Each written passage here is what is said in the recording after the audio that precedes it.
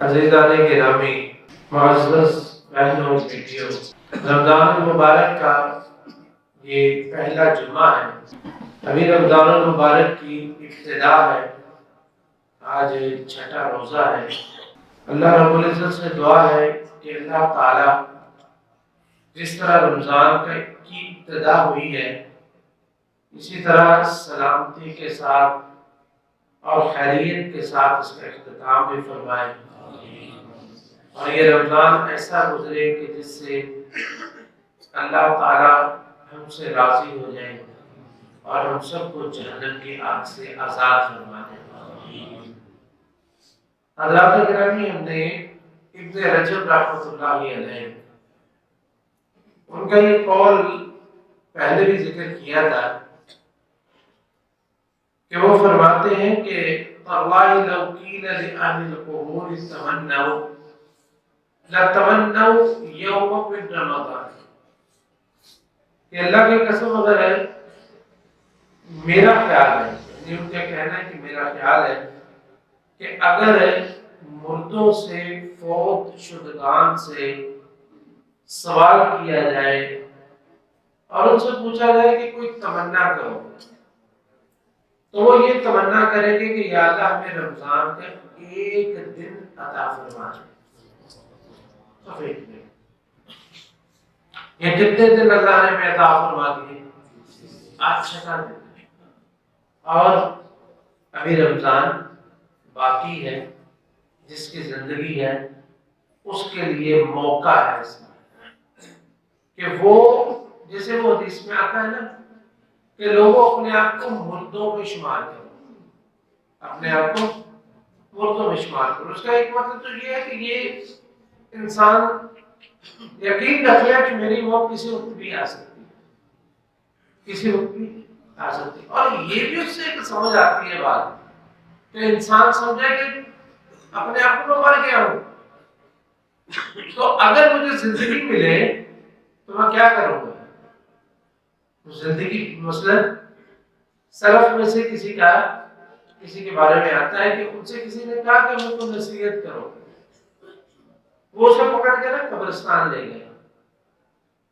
اسے پوچھتے ہیں کہ دیکھو یہ جو لوگ فوت ہو گئے ہیں، یہ جو قبرستان میں لوگ ہیں، ان کی کیا تمنا ہے؟ یہ اگر زندہ ہو گئے تو کیا کریں گے؟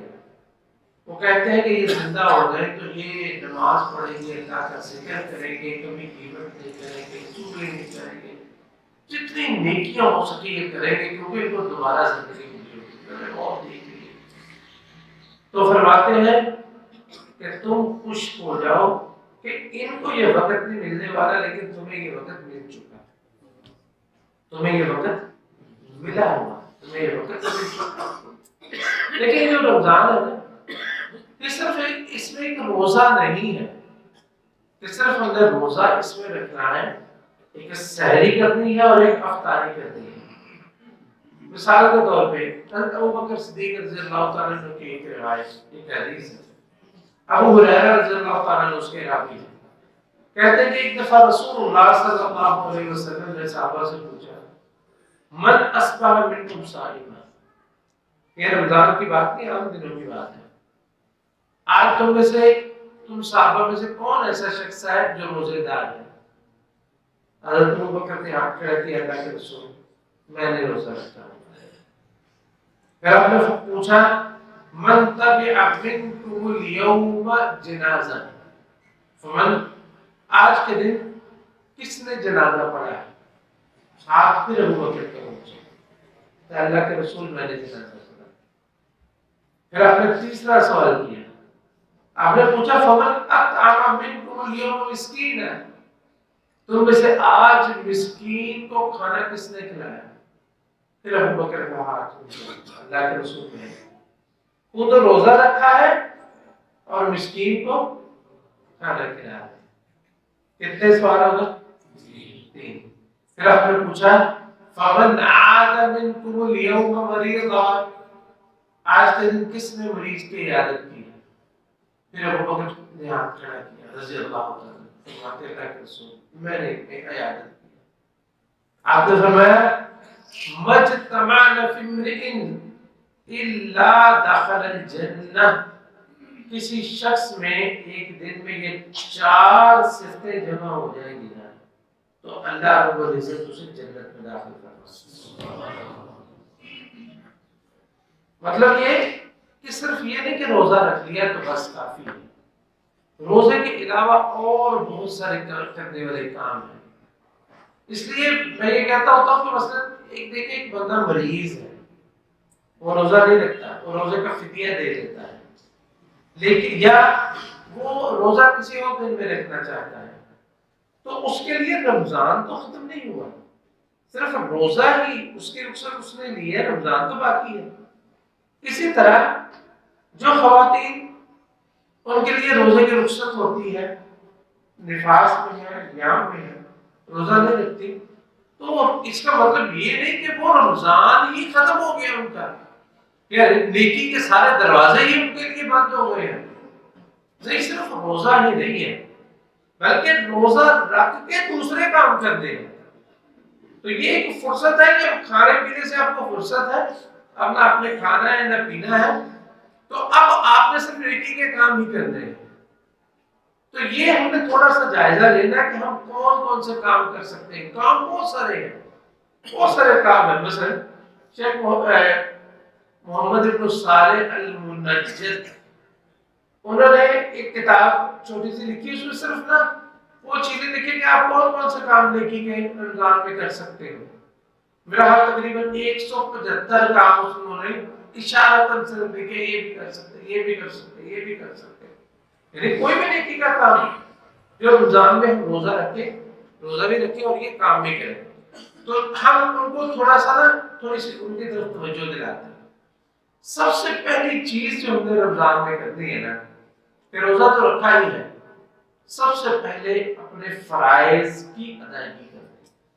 اپنے فرائض کی ادائیگی کرنی ہے، اور ان فرائض میں سر فہرست نماز، سر فہرست نماز۔ اللہ رب العزت کو سب سے زیادہ پسند فرائض کی ادائیگی ہے، سب سے زیادہ پسند فرائض کی ادائیگی ہے، جیسے کہ ابو ہریرہ رضی اللہ تعالیٰ عنہ روایت کرتے ہیں کہ رسول اللہ صلی اللہ علیہ وسلم نے ارشاد فرمایا وَمَا تَقَرَّبَ إِلَيَّ عَبْدِي بِشَيْءٍ أَحَبُّ إِلَيَّ مِمَّا افْتَرَضْتُ عَلَيْهِ، صحیح بخاری کی روایت ہے کہ کوئی بندہ میرے قریب ہونا چاہتا ہے تو سب سے بہترین چیز اس کے لیے فرائض کی ادائیگی، فرائض کی ادائیگی کرے، اور ان کی فرائض کی ادائیگی میں سر فہرست نماز ہے۔ میں ویسے کہتا ہوتا ہوں جو ہم نے آج تک پڑھا، جو آج تک سیکھا، وہ یہ ہے کہ انسان اگر پوری زندگی اپنی فرض نمازوں کو ہی درست کرتا رہے گا نا، اس کی عمر گزر جائے گی، اس میں اصلاح کی گنجائش پھر بھی باقی رہے گی۔ پوری زندگی صرف انسان کرنے، کیونکہ ایک کے بعد دوسری بعد تیسری نماز آ جاتی ہے، اور نمازوں کی اصلاح کی کتنی گنجائش ہے، نمازوں میں اجر کی کتنی گنجائش ہے۔ مثلا ایک حدیث ہے، ابو ہریرہ رضی اللہ تعالیٰ عنہ روایت کرتے ہیں کہ رسول اللہ صلی اللہ علیہ وسلم ارشاد فرماتے ہیں کہ صلاۃ الرجل فی جماعت تضعف علی صلاته فی بیتہ وفی سوقہ 25 ضعفا، کہ ایک بندے کی نماز جماعت کے ساتھ گھر کی نسبت کے بازار کی نسبت پڑھی گئی نماز سے 25 گنا اس کا اجر زیادہ ہوتا ہے، اور ایک روایت میں 27 گنا ہوتا ہے، کتنا؟ 27 گنا اجر اس کا زیادہ ہوتا ہے۔ اور پھر صرف نماز کا اجر ہی نہیں بلکہ اس سے پہلے آپ نے فرمایا وَذَلِكَ أَنَّهُ إِذَا تَوَضَّعَ فَأَحْسَنَ الْوُضُوءَ، اس کی تفصیل کچھ یوں ہے کہ جب وہ وضو کرتا ہے اور پھر اچھے طریقے سے وضو کرتا ہے ثُمَّ خَرَجَ إِلَى الْمَسْجِدِ لَا يُخْرِجُهُ إِلَّا الصَّلَاةُ، پھر وہ نماز پڑھنے کے لیے مسجد جاتا ہے اور کوئی کام نہیں سوائے نماز پڑھنے کے، لَمْ يَخُطْ خُطْوَةً إِلَّا رُفِعَتْ لَهُ بِهَا دَرَجَةٌ، کوئی بھی قدم اٹھاتا ہے تو اس قدم کے اٹھانے کی وجہ سے اللہ جنت میں اس کا درجہ اٹھا دیتا ہے۔ وَحُطَّ عَنْهُ بِهَا خَطِيئَةٌ، یہ قدم اٹھا کے نیچے رکھنا ہے نا، جب یہ قدم اٹھایا تو جنت میں اوپر اٹھ گیا، جب نیچے رکھا تو جہنم کے میں لے جانے والے گناہوں میں سے ایک گناہ اس کا مٹ گیا، ایک قدم سے جنت کا ایک درجہ بڑھ گیا اور ایک گناہ مٹ گیا۔ فَإِذَا صَلَّى، پھر اس کے بعد جب اس نے نماز پڑھی، لَمْ تَزِلِ الْمَلَائِكَةُ تُصَلِّي عَلَيْهِ مَا دَامَ فِي مُصَلَّاهُ، جب تک وہ اپنی نماز کی جگہ پر بیٹھا رہتا ہے فرشتے اس کے لیے دعائیں کرتے ہیں، اور وہ دعائیں کیا کرتے ہیں؟ اللہم صلی علیہ، اللہ اپنی رحمتوں کا اس پہ نزول فرما دے، اللہم ارحمہ، اللہ اس پہ رحم فرما دے، معلوم یحدث، جب تک وہ باوضو رہتا ہے، ولا یزال فی صلاۃ من ترک الصلاۃ، اور اگر نماز سے پہلے آ جاتا ہے اور نماز میں بھی ٹائم رہتا ہے، جیسے ماشاءاللہ کتنے لوگ جمعہ آنے شروع ہونے سے پہلے بیٹھے ہوئے تھے، تو آپ جو پہلے آ کے بیٹھے ہوئے تھے اللہ نے لکھ دیا کہ ان کا جمعہ شروع ہو گیا، اور جو نماز کے لیے آ کے بیٹھتا ہے نا پہلے، تو اس کے لیے لکھ دیا جاتا ہے وہ 10 منٹ، دیکھیں نماز ہماری بعد جماعت اگر ہم 4 رکعتیں پڑھتے ہیں 10 منٹ 12 منٹ 13 منٹ اتنا ہی ہوتا ہے، اگر کوئی شخص آدھا گھنٹہ پہلے آ کے بیٹھ جائے اور آدھا گھنٹہ بعد میں بیٹھے تو اللہ یہی لکھیں گے کہ اس شخص نے 1 گھنٹہ 12 منٹ تک فرض نماز پڑھی، اتنا ٹائم اس کا نماز میں لکھی جائے۔ اچھا نماز الگ ہے اور فرشتوں کی دعائیں الگ ہے، اور وضو میں رہنے کا اجر الگ ہے، وہ بیٹھا وہاں ذکر کرے گا اس کا اجر الگ ہے، نوافل پڑھے گا اس کا ذکر الگ ہے، جو مسجد میں اللہ کے گھروں میں سے ایک گھر میں بیٹھا ہوا ہے اس کا اجر الگ ہے، دنیا میں سب سے بہترین جگہ پہ جو بیٹھا ہے، سب سے بہترین جگہ مسجد ہے، اس کا اجر، یعنی یہ کتنے اجر ہیں۔ اگر ایک انسان صرف نماز اپنی ہی درست کرتا رہے نا،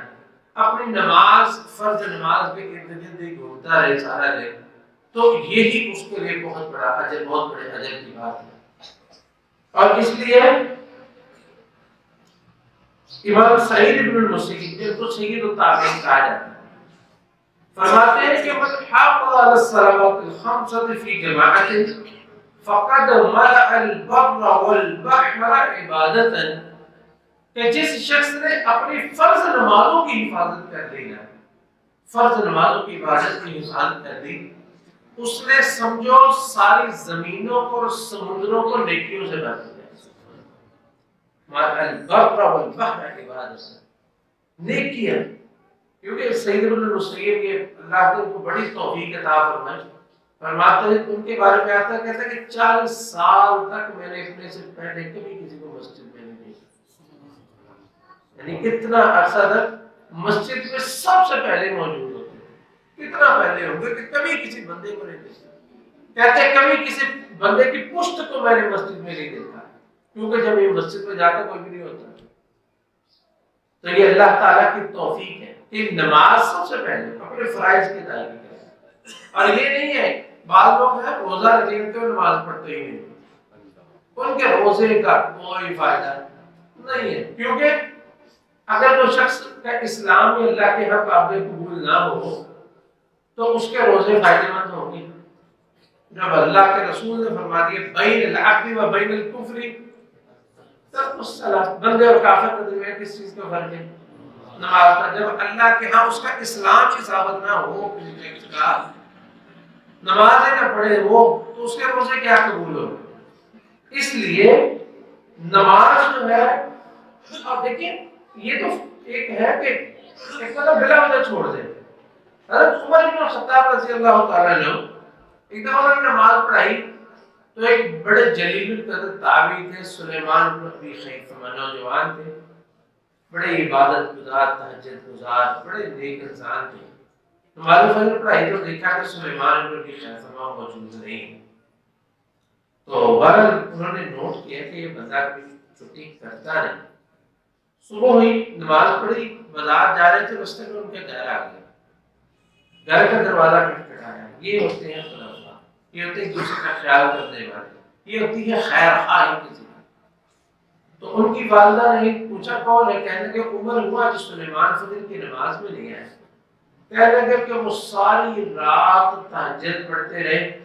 فجر کے قریب ان کی آنکھ لگ گئی اور ان کی نماز رہی، نماز فجر ان کی باجماعت رہ گئی. تو پتہ کیا فرماتے ہیں؟ فرماتے ہیں لأن أشهد صلاة الصبح في جماعة أحب إلي من أقوم الليلة. کہ ساری رات قیام کی نسبت مجھے فجر کی نماز جو ہے وہ زیادہ معلوم ہے. کہ مطلب ساری رات قیام اگر کوئی کرتا ہے اور فجر کی نماز رہ جاتی ہے تو وہ قیام چھوڑ دے فجر کی نماز باجماعت ادا کرے. یہ سب سے ضروری ہے. اور ان فرائض میں ذکر کیا تھا کہ سب سے اہم چیز فرائض کی ادائیگی. فرائض میں ہم نے ذکر کیا نماز اور روزہ تو ہے. ان فرائض میں روزے کی حفاظت کرنا اور جیسے روزہ رکھنا چاہیے ویسے رکھنا اور اس میں غیبت چغلی سے بچنا. اس پہ انشاءاللہ جو ہمارے شام کے ہوتے ہیں نا دروس اس پہ انشاءاللہ تفصیل کے ساتھ ذکر کریں گے. یعنی پہلا فرض جو ہے وہ نماز اور اس کے بعد دوسرا فرض کی ادائیگی وہ کیا ہے؟ روزہ. صحیح طریقے سے رکھنا اور ایسے رکھنا جیسے اللہ کے رسول علیہ السلام پھر صحابہ کرام رکھتے ہیں. اور ان روزوں کی حفاظت بھی کرنا. یہ نہیں کہ روزہ رکھا اور جناب غیبت بھی ہو رہی ہے, چغلی بھی ہو رہی ہے, حرام نظر بھی اٹھ رہی ہے, فضول کام بھی ہو رہے ہیں, تو پھر وہ روزہ کیا ہے؟ سوائے بھوک اور پیاس کے کچھ بھی نہیں. اچھا, فرائض کی ادائیگی کے بعد پھر ہم نے آنا ہے نوافل کی طرف. پھر آنا ہم نے نوافل کی طرف. اور نوافل میں سب سے زیادہ نوافل جو عام ہیں وہ کون سے ہیں؟ وہ نمازوں کے وہ نوافل ہیں جن کو ہم سنن یا سنن رواتب کہتے ہیں. ہمارے عام طور پر اس کو سنت موقدہ بھی کہہ دیتے ہیں, لیکن سنت موقدہ دوسری ہوتی ہے. لیکن سنن رواتب یا سنن موقدہ سمجھ لیں جو نمازوں کی سنتیں ہوتی ہیں, نمازوں کی جو سنتیں ہوتی ہیں, تو ان کا اہتمام جو ہے وہ خصوصی طور پہ کرنا چاہیے. جیسے کہ نبی کریم صلی اللہ علیہ وسلم نے فرمایا نوافل کے بارے میں کہ وما يزال عبدي يتقرب الي بالنوافل حتى احبه. ایک بندہ فرض کی ادائیگی کے بعد نفل پڑھ پڑھ کے میرے قریب ہوتا رہتا ہے یہاں تک کہ وہ میرا محبوب بن جاتا ہے. یہاں تک کہ وہ میرا اللہ کا محبوب بن جاتا ہے. جب وہ اللہ کا محبوب بن جاتا ہے تو اللہ تعالیٰ اس کے اندر اپنا قرب اور اس کے اندر اپنی جو ہے وہ عبادت کا شغف اور حلال حرام کی اتنی تمیز رکھ دیتے ہیں کہ اللہ تعالیٰ فرماتے ہیں کہ فَإِذَا أَحْبَبْتُهُ كُنْتُ سَمْعُهُ الَّذِي يَسْمَعُ بِهِ. جب میں اس سے محبت کرنے لگ جاتا ہوں نا تو پھر میں اس کے کان بن جاتا ہوں جس سے وہ سنتا ہے. یعنی وہ وہی سنتا ہے جو میں نے کہا ہے. وَبَصَرُهُ الَّذِي يُبْصِرُ بِهِ. وہ پھر میں اس کی نگاہیں بن جاتا ہوں جس سے وہ دیکھتا ہے. پھر وہ اللہ کی اجازت کے بغیر کچھ نہیں دیکھتا. وَيَدُهُ الَّذِي يَبْطِشُ بِهِ. میں اس کا ہاتھ بن جاتا ہوں جس سے وہ کسی چیز کو پکڑتا ہے. وَرِجْلُهُ الَّذِي يَمْشِي بِهِ. میں اس کا پاؤں بن جاتا ہوں جس سے وہ چلتا ہے. وَإِنْ سَأَلَنِي لَأُعْطِيَنَّهُ. پھر وہ مجھ سے جو مانگے میں اس کو عطا کر دیتا ہوں. وَلَئِنِ اسْتَعَاذَنِي لَأُعِيذَنَّهُ. اگر وہ مجھ سے کسی چیز سے پناہ مانگے تو میں اس کو پناہ دے دوں. یہ ہے نوافل ادائیگی, نوافل کی ادائیگی. اور ان میں سے سب سے اہم وہ 12 رکعات جن کے بارے میں حبیبہ رضی اللہ تعالیٰ عنہ فرماتی ہیں کہ نبی علیہ السلام نے فرمایا کہ جس شخص نے ایک دن میں 12 رکعات نوافل کے ادا کیے تو اس کے لیے اللہ جنت میں گھر بنا دے. اور اس کی تفصیل فجر سے پہلے 2, عصر سے پہلے, ظہر سے پہلے 4, ظہر کے بعد 2, مغرب کے بعد 2 اور 2 عشاء کے بعد, یہ 12 رکعات ہوگی. لیکن اس میں یہ چیز مد نظر ہے کہ 2 نمازوں میں پہلے سنتیں ہیں, ایک فجر میں اور ایک ظہر میں, ان کو ویسے ہی ادا کرنا چاہیے. اگر کوئی مجبوراً رہ جائے تو بعد میں ادا کر لیں, لیکن یہ معمول نہیں ہونا چاہیے کہ بعد کے ہم فجر کی نماز میں یا ظہر کی نماز میں شامل اور سنتیں بعد میں پڑھیں. یہ معمول نہیں بنانا چاہیے. جو پہلی ہے ان کو پہلے جب کہا ہے تو پہلی ہے, جب جو بعد میں ہے وہ بعد میں، اور اسی طرح ان پہ اگر 2 رکعتوں کو اور اضافہ کر دیں کہ مثلاً ظہر کے بعد جو 2 پڑھتے ہیں اس کو بھی 4 کر لیں، تو اس کے بارے میں الگ سے ام حبیبہ رضی اللہ تعالیٰ عنہ یہی روایت کرتی ہیں، ام المؤمنین فرماتی ہیں کہ نبی کریم صلی اللہ علیہ وسلم نے ارشاد فرمایا کہ من يحافظ على 4 ركعات قبل الظهر و4 بعدها حرمه الله على النار، کہ جو شخص ظہر سے پہلے بھی 4 رکعتیں پڑھے اور ظہر سے بعد بھی 4 رکعتیں پڑھے، اللہ تعالیٰ اس کو جہنم کی آگ پہ حرام کرا دیتا ہے۔ پہلے جنت میں گھر بن گئے، لیکن ایسا بھی تو ہو سکتا تھا نا کہ کوئی شخص پہلے جہنم میں جائے پھر جنت میں جائے، پہلے جنت میں گھر بنا تو اب کیا ہے جہنم حرام ہوگی، گویا کہ انشاءاللہ روز قیامت ان کی حفاظت کرنے والا شخص جو ہے وہ براہ راست جنت میں ہی جائے گا۔ تو اسی طرح اگر کوئی شخص اثر کے اندر یہ رکعت نہیں ہے، لیکن کوئی شخص اثر سے پہلے آ جائے 4 رکعت کا اہتمام کرے، نبی کریم صلی اللہ علیہ وسلم نے ارشاد فرمایا رحم اللہ امرأ صلی قبل العصر 4، اللہ رب العزت اس بندے پر رحم فرمائے جس نے عصر سے پہلے 4 رکعت ادا کی۔ انہیں نوافل میں سے قیام اللیل ہے جو کہ نماز تراویح بھی ہے، ان دنوں میں ان کو ہم تراویح کہتے ہیں، تو یہ نماز جو ہے اس کی ادائیگی کہ کافی وقت اس کے لیے صرف ہوتا ہے، تقریباً 1.25 گھنٹے یا 2 گھنٹے۔ اللہ تعالیٰ جس کو اس کی توفیق نصیب فرماتا ہے، اللہ تعالیٰ جس کو توفیق نصیب فرماتا ہے اللہ اس کو قبول بھی فرمائے۔ تو یہ 4 رکعت یہ جو قیام اللیل ہے جس کے بارے میں نبی علیہ السلام نے فرمایا من قام رمضان ایمانا واحتسابا غفر له ما تقدم من ذنبه، کہ جس شخص نے رمضان کا قیام کیا اللہ پہ ایمان رکھتے ہوئے نیکی کیا، جیسے ادھر توجہ رکھے آپ تو اللہ تعالیٰ اس کے گناہ سارے معاف فرما دیں گے۔ اسی طرح لیلۃ القدر کے بارے میں بھی آتا ہے، اور یہاں یہ بات ذہن میں رکھیں کہ بعض لوگ سارا قیام کرتے ہیں لیکن جو ہے وہ وطر کے جب وقت آتا ہے، وطر کا جب وقت آتا ہے تو وطر چھوڑ دیتے ہیں اس وجہ سے کہ وطر جو ہے وہ ہم رات کو نماز پڑھیں گے تو ان کے ساتھ جو ہے وہ ہم وطر کا پڑھیں گے۔ تو یہ بات ہم کئی دفعہ پہلے بھی وضاحت کر چکے ہیں کہ جو شخص امام کے ساتھ پڑھتا ہے اس کو وطر بھی امام کے ساتھ ہی پڑھنے چاہیے۔ نبی کریم صلی اللہ علیہ وسلم نے ارشاد فرمایا من قام مع الامام حتى ينصرف حسب له قيام الليل، کہ جو شخص امام کے ساتھ نماز پڑھتا ہے اور پھر امام کے ساتھ ہی سلام پھیرتا ہے تو اس کو ساری رات قیام کے اجر ملتا رہتا ہے۔ تو یہ اجر جو ہے کہ تب یہ جب اگر وطر بھی آپ امام کے ساتھ پڑھیں۔ ہاں ایک شخص رات کو اٹھتا ہے جیسے ہم عموماً سحری میں اٹھتے ہیں تو اس وقت اٹھے تو اس وقت بھی نوافل پڑھنے منع نہیں ہے، اس وقت نوافل پڑھنے منع نہیں ہے، جس کو اللہ توفیق دے وہ تب بھی اٹھ کے پڑھ لے، لیکن یہ پوری رات کے قیام کا اجر جو ہے وہ یہ نہ چھوڑے۔ اسی طرح کے نوافل میں سے صلاۃ الضحیٰ ہے، جیسے جسے ہم چاشت کی نماز بھی کہتے ہیں اور اشراق کی نماز بھی کہتے ہیں، ان کے بارے میں نبی علیہ السلام نے فرمایا کہ ایک انسان کو 360 جوڑ ہے اور اس کو ہر روز ان 360 جوڑوں کا صدقہ کرنا چاہیے۔ تو صحابہ نے پوچھا اللہ کے رسول یہ کون کر سکتا ہے اتنا صدقہ، کون اتنا مالدار ہے کہ غریب آدمی ہے مسکین آدمی ہے وہ کس طرح اتنے صدقے کرے؟ تو رسول اللہ صلی اللہ علیہ وسلم نے اس کا یہ طریقہ بتلایا کہ آپ نے فرمایا کہ جو بھی شخص جو ہے فمن تقوا وحلل وسبح الله واستغفر الله وعزل حجرا عن طريق المسلمين وامر بالمعروف او نهى عن المنكر عدد تلك 60 و300 فانه يمسي يومئذ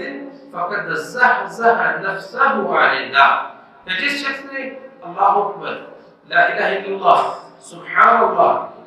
اور استغفر اللہ یہ اتنی تعداد میں کہہ دیے کہ راستے سے پتھر ہٹا دیا، یہ کسی کو نیکی کا حکم دیا برائی کو سے منع کیا، یعنی اتنی تعداد میں جس نے یہ نیکیاں کر لی تو اس شخص نے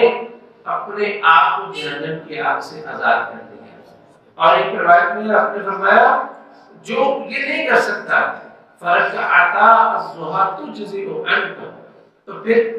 چاشت کی یا اشراق کی 2 رکعتیں پڑھ لیں، یہ اس کے لیے 360 جوڑوں کے صدقے سے اس کو کفایت کرتا ہے۔ یہ 2 رکعتیں صرف پڑھ لیں۔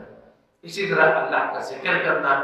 اللہ کے ذکر سے اپنی زبانوں کو تر رکھیں، کام میں ہو، ملازمت میں ہو، کاروبار میں ہو، آتے ہو جاتے ہو، اور خاص طور پر ان اذکار میں